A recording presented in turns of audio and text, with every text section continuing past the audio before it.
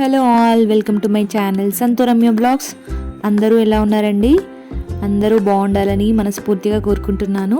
And welcome to daily vlogs. Videos post చేయడం కొద్దిగా late అయింది, ఎందుకంటే మా అన్నయ్య గృహప్రవేశం ఉండే ఆ పనుల కోసం నేను కొంచెం బిజీ అయ్యాను.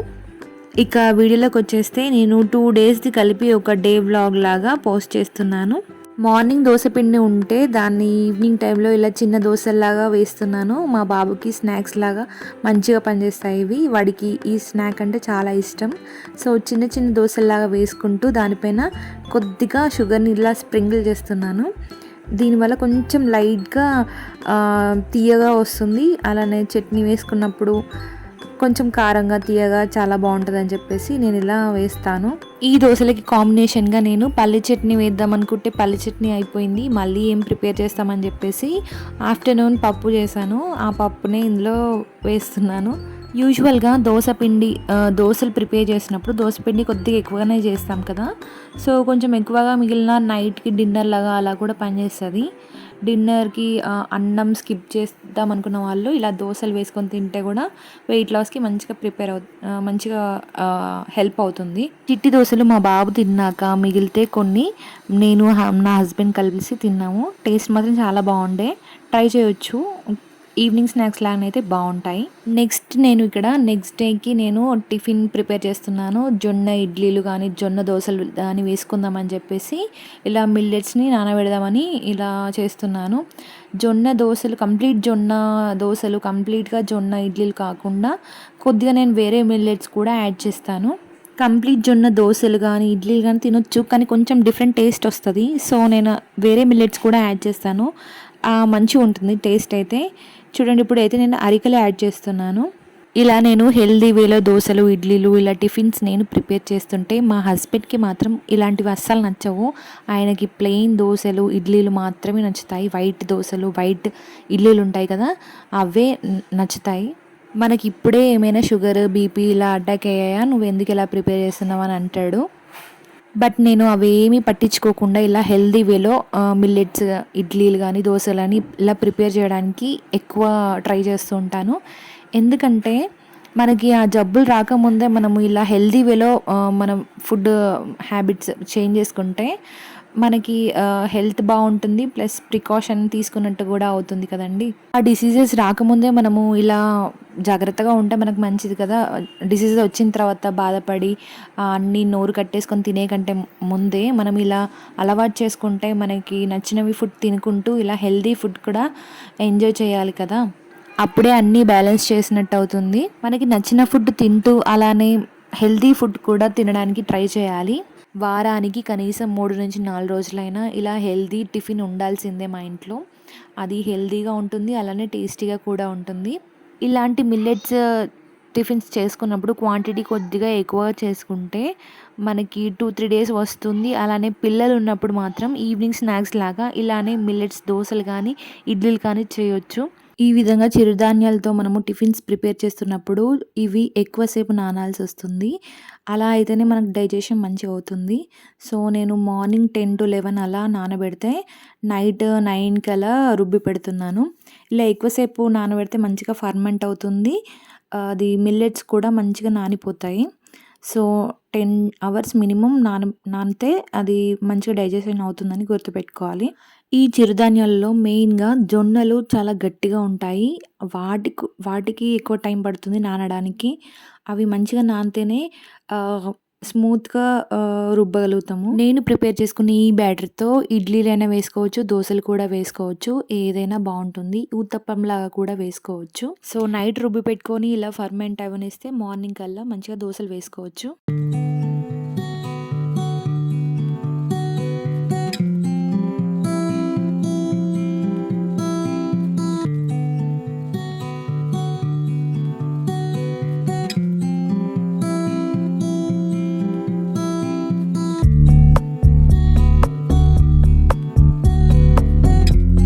నెక్స్ట్ నేను మా బాబు కోసం ఒకటి ఆర్డర్ పెట్టుంటే అది ఈవినింగ్ వచ్చింది. ఈ పనులన్నీ అయిపోయాక ఓపెన్ చేస్తున్నాను. ఈ సమ్మర్లో పిల్లలు బయటికి వెళ్ళి ఆడుకోలేరు.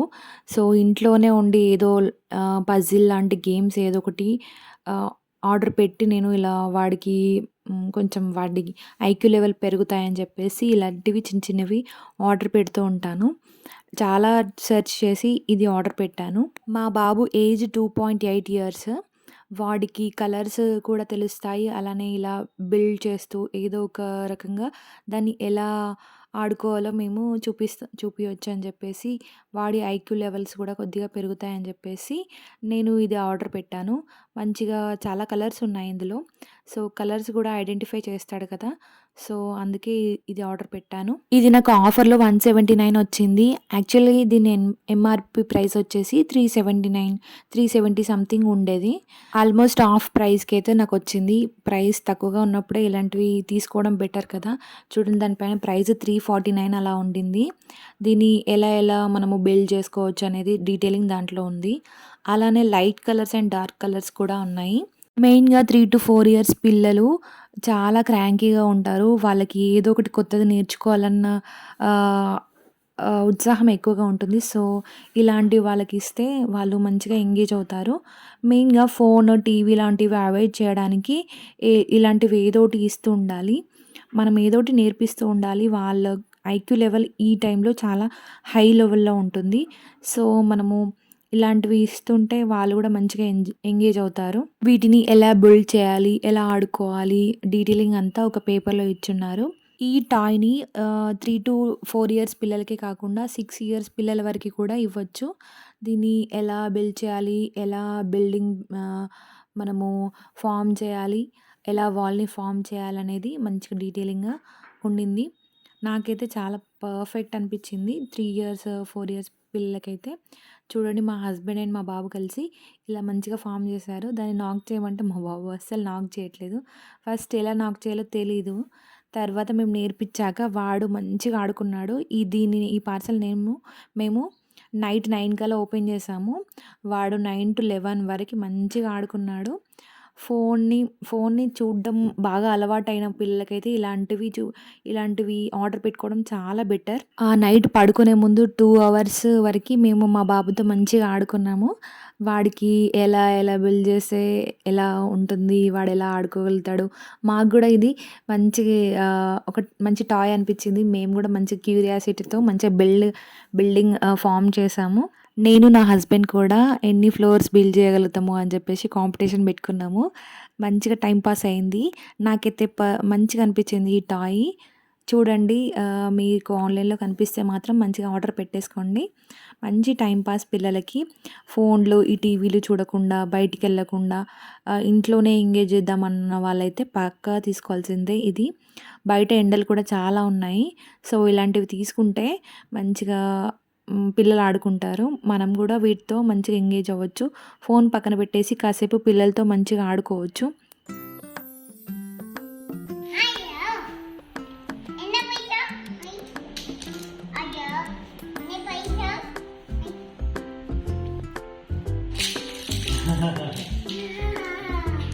నైట్ మా బాబుతో మంచిగా టైమ్ స్పెండ్ చేశాక పడుకున్నాము. మార్నింగ్ లేచి పనులన్నీ కంప్లీట్ చేసుకొని కిచెన్‌లోకొచ్చాను.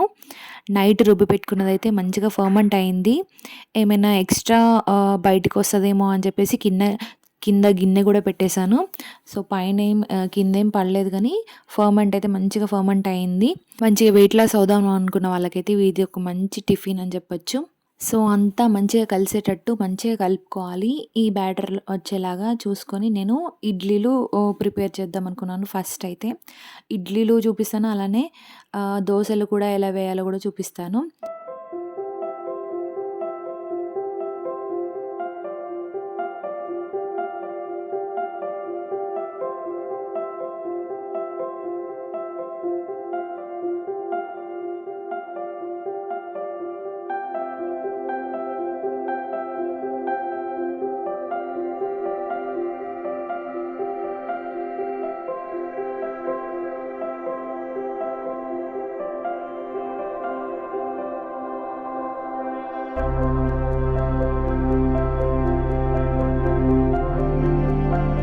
ఇడ్లీ ప్లేట్స్‌కన్నిటికి మంచిగా ఆయిల్ అప్లై చేసేసి ఈ ఇడ్లీ బ్యాటర్ అంతా వేసేసి పైన మనము క్యారెట్ తురుము కూడా వేసుకోవచ్చు. నేను అలానే పెట్టేసాను.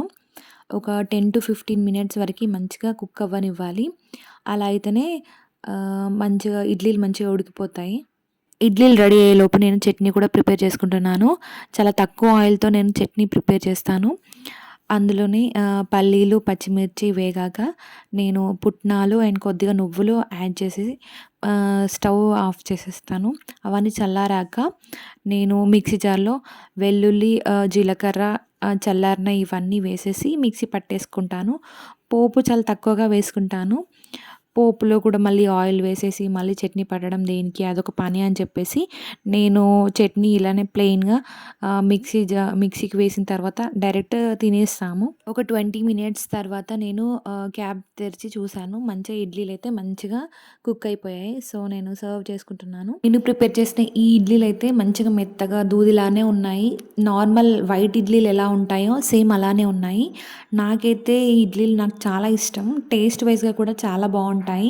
నేను కొంచెం జూమ్ లాగా పెట్టేసి నేను మీకు చూపిస్తున్నాను. ఇడ్లీలు నాకే కాదు మా బాబుకి కూడా చాలా ఇష్టం. వాడు 3 ఇయర్స్ వరకి ఉంటాయి వాడి ఏజ్. వాడు కూడా తినొచ్చు. మన 1+ ఇయర్స్ పిల్లలకి కూడా ఈ మిల్లెట్స్ ఇడ్లీలు కూడా పెట్టొచ్చు. నేను ఇంత డీటెయిల్‌గా వీడియో తీసి ఎందుకు చూపిస్తున్నానంటే ఇలాంటి మంచి హ్యాబిట్స్ మన లైఫ్ స్టైల్‌లో యాడ్ చేసుకుంటే మన హెల్త్ చాలా బావుంటుందని చెప్పేసి. అలానే ఒక హోమ్ మేకర్ మంచి హెల్తీ ఫుడ్ ప్రిపేర్ చేస్తే ఒక ఫ్యామిలీ మొత్తం మంచిగా హెల్తీగా ఉంటుందని చెప్పేసి మనం బయట ఏదో ఆర్డర్ పెట్టుకున్నామా, తినేసామా, ఆ రోజు గడిచిపోయిందా అలా కాకుండా ఇలా మంచి మంచి ఫుడ్ తింటూ మనం మన లైఫ్ స్టైల్ని మంచిగా చేంజ్ చేసుకుంటే మన హెల్త్ బాగుంటుంది. హెల్త్ బాగుంటే మన మైండ్ సెట్ కూడా చాలా బాగుంటుంది. మన మైండ్ సెట్ బాగుంటే మనకు ఒక రోజు మంచిగా గడుస్తుంది. ఎన్ని ఇబ్బందులున్నా ఎదుర్కోగలుగుతాము. ఇలాంటి చిన్న చిన్న హ్యాబిట్స్ చేంజ్ చేసుకుంటే మన లైఫ్ బాగుంటుంది. ఒక రోజు బాగుంటుంది. ఒక రోజు బాగుంటే ఒక వారం బాగుంటుంది. అలా నెల రోజులు, అలా సంవత్సరం బాగుంటుంది. మెయిన్‌గా మనము బయట నుంచి ఆర్డర్ పెట్టుకోవడం చాలా వరకు మనం తగ్గించేసుకోవాలి.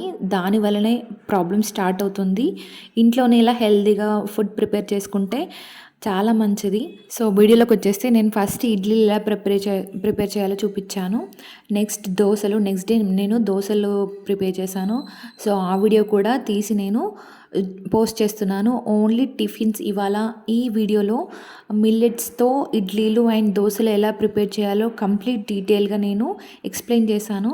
దోసలకు కూడా సేమ్ బ్యాటర్ అలానే ఉంటుందండి. కొద్దిగా రవ్వలాగా ఉన్నా కానీ ఈ దోసలు చాలా బాగుంటాయి. టేస్ట్ వైస్‌గా చాలా బాగుంటుంది. మంచిగా 2 వైపులా కాల్చుకున్నాక నేను పల్లి చట్నీతో అయితే సర్వ్ చేసుకున్నాను. ఈ దోసలు టేస్ట్ మనం నార్మల్ దోసల కంటే ఈ దోసల టేస్ట్ ఇంకా బాగుంటాయి. మరీ పేపర్ దోసలాగా రాకుండా కొంచెం మీడియం లెవెల్‌లో ఈ దోసలు నేను వేసుకున్నాను. మరీ పేపర్ దోసలా అంటే కూడా కొద్దిగా కష్టమే. ట్రై చేస్తే వస్తది కానీ కొంచెం నాకు ఇలాగనే ఇష్టం. ఇంకా నా ప్రీవియస్ వీడియోస్ చూడకపోతే చూడండి. ఏదో ఒక మంచి హ్యాబిట్ ఉంటుంది నా వీడియోస్‌లో. ఇదండి ఇవాల్టి వీడియో. నా వీడియోస్ కనుక మీకు నచ్చినట్టయితే ప్లీజ్ డూ సబ్స్క్రైబ్. అలానే like, share and comment. Thanks for watching. See you in the next video. Bye.